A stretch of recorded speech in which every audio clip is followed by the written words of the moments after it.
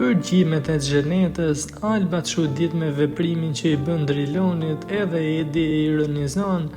Disa biseda të publikuara së fundmi bën bujë të madhe në media shtypin roz. Bëhet fjalë për përgjime telefonike me Drilon Ramën kur ai në një bisedë intime me Xhenetën zbuloi një të panjohur për marrëdhëniet e brendshme, duke insistuar që të takohet me Xhenetën. Xheneta akuzoi fituesin për sjellje të pandershme dhe kërcënime më pas, duke i nxjerrë edhe në patensionet që ekzistojnë midis tyre.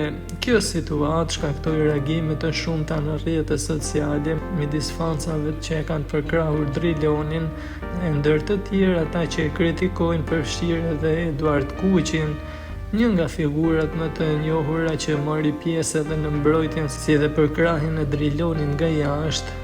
Ai u shpreh: "Sa mirë është bërë Instagrami, me një video mundesh me i latë gjithë gjunahet, e mund t'i lash gjithë ndjenjat, kërkim faljet, mund t'i blesh me një video."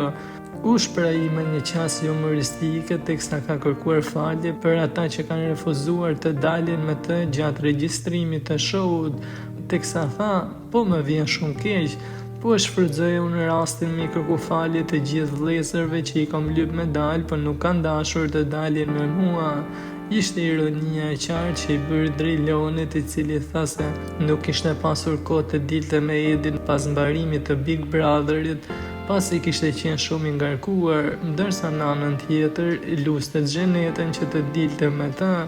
E duket se gjithë këto dyftërsi, por edhe gjuha pak etike e përdorur nga Driloni kanë bërë që edhe personazhe të tjerë publik ta eliminojnë Drilonin nga mediat sociale.